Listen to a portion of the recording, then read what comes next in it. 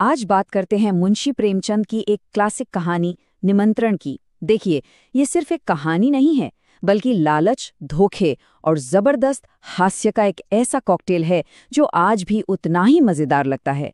तो चलिए इस शानदार दावत की कहानी में गोता लगाते हैं। तो मिलिए हमारे हीरो पंडित मोटेराम शास्त्री से। उनकी लाइफ की फिलॉसफी, अरे भाई वो तो इसी दोहे में छिपी है। मतलब साफ है, मेहनत कौन करे जब सबके दाता राम हैं ही।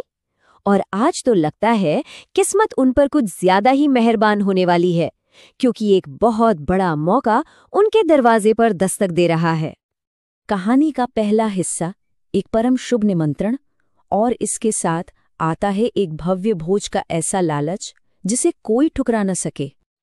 मोटेराम जी घर में किसी तूफान की तरह दाखिल होते हैं। खुशी से चेहरा दमक रहा है, और खबर भी तो ऐसी है, एक शाही निमंत्रण। और सुनिए, ये कोई ऐसी वैसी दावत नहीं, बल्कि एक ऐसा भोज है जिसकी कहानियां शायद पीढ़ियों तक सुनाई जाएंगी। और यहीं आता है कहानी का पहला मजेदार मोड़। रानी साहिबा ने बुलाए थे 7 ब्राह्मण, पर मोटेराम जी ने इसका मतलब निकाला मेरा पूरा परिवार। उनकी पत्नी सोना का तो बेचारे का मुंह खुला का खुला रह गया। पर मोटेराम जी के लिए ये कोई धोखा थोड़ी था, ये तो उनकी विद्वता का एक शानदार प्रदर्शन था। अब आता है दूसरा हिस्सा, पारिवारिक महाधोखा। चलिए देखते हैं कि ये उलझी हुई और मजेदार साजिश आखिर तैयार कैसी होती है।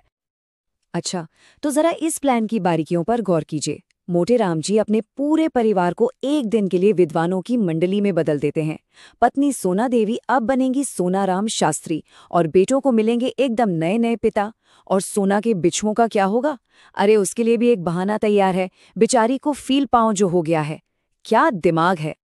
आप देखिए, मोटेराम जी किसी सेनापति की तरह इस पूरे अभियान की तैयारी कर रहे हैं। वो अपने बेटों का बाकायदा नामकरण करते हैं और उनकी परीक्षा लेना शुरू कर देते हैं, ताकि दावत के वक्त कोई भी जरा सी भी गलती ना कर बैठे। सब कुछ प्लान के हिसाब से चल रहा था, रिहर्सल जोरों पर थी, और ठीक तभी दरवाजे पर एक ऐसी मुसीबत ने दस्तक दी जिसकी किसी ने कल्पना भी नहीं की थी। ये थे पंडित चिंतामणि, मोटेराम जी के सबसे अच्छे दोस्त और दावत की मेज पर सबसे बड़े दुश्मन। चिंतामणि की पारखी नजरें तुरंत ताड़ लेती हैं कि भाई कुछ तो गड़बड़ है। वो बच्चों से पूछताछ शुरू कर देते हैं, और सबसे छोटा बेटा फेकूराम बेचारा भोलेपन और गर्व में आकर सब उगल देता है। अपने नए नवेले पिता का नाम पंडित सेतुराम पाठक। बस राज खुलते ही खेल शुरू हो गया। चिंतामणि सच का पूरा पता लगाने के लिए फेकूराम को गोद में उठाकर भागे, और उनके पीछे अपने विशालकाय शरीर को दौड़ाते मोटेराम जी। पूरा शहर इस अनोखी दौड़ का गवाह बन गया, जिसे देखकर लोग अपनी हंसी ही नहीं रोक पाए। अब आते हैं तीसरे हिस्से पर, भोज में प्रतिद्वंदिता। मतलब तमाम रुकावटों को पार करके अब हमारा परिवार पहुंच चुका है मेन इवेंट में। महल में पहुंचते ही परिवार की तो आंखें फटी की फटी रह जाती हैं। उनके सामने एक ऐसा भोज था जिसकी उन्होंने कभी कल्पना भी नहीं की थी। ऐसा लग रहा था मानो देवताओं के लिए बनाया गया हो। हर तरफ से खुशबू की ऐसी लपटें उठ रही थीं कि मोटेराम जी का मन अधीर हो उठा। लेकिन इस खाने के स्वर्ग के बीच मोटेराम जी को अचानक एक बात महसूस होती है। इस भोजन रूपी युद्ध को जीतने के लिए उन्हें अपने सबसे बड़े कॉम्पिटिटर चिंतामणि की जरूरत पड़ेगी। आखिर उनके बिना मजा ही अधूरा है। तो रानी की मोटर कार में चिंतामणि को बुलवाने के बाद दोनों दोस्त अपनी खाने की काबिलियत के बारे में एक से एक डींगे हाँकने लगते हैं। कोई कहता है कि उसे गाड़ी पर लाद कर घर ले जाना पड़ता है, तो दूसरा दावा करता है कि उसकी डकारें तो बम धमाकों जैसी होती हैं। लेकिन जैसे ही दोनों रानी के सामने पहुंचते हैं, ये मुकाबला एक नया ही मोड़ ले लेता है। अब ये विनम्रता की प्रतियोगिता बन जाती है।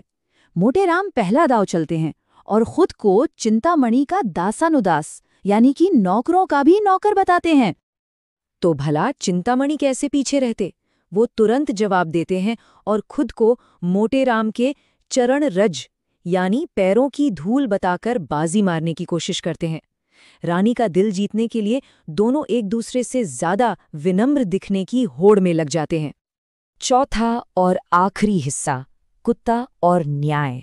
अब कहानी अपने अंतिम और सबसे चौंकाने वाले मोड़ पर आ चुकी है।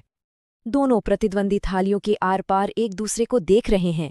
बच्चे तैयार हैं और उनके जीवन का सबसे बड़ा भोजन बस कुछ ही पल दूर है। माहौल में जबरदस्त तनाव और उत्साह भरा हुआ है।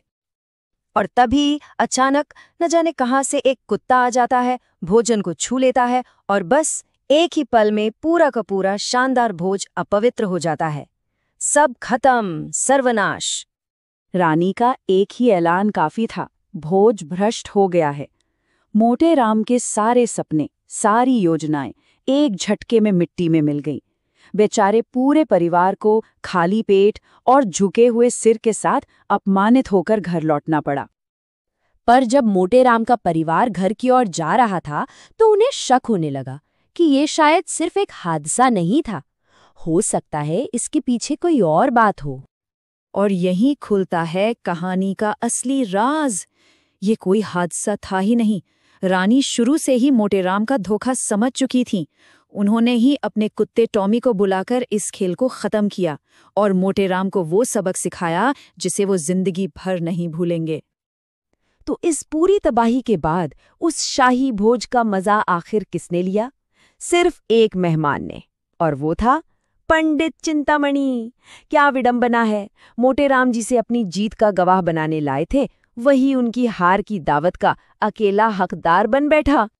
तो निमंत्रण हमें यही सिखाती है कि लालच एक ऐसी दावत पकाता है जिसे सिर्फ विडंबना ही परोस सकती है। पर यह कहानी एक सवाल भी छोड़ जाती है, मोटेराम का असली अपराध क्या था? उनका लालच या बस अपने भूखे परिवार को एक शानदार भोजन कराने की चाहत? सोचिएगा जरूर।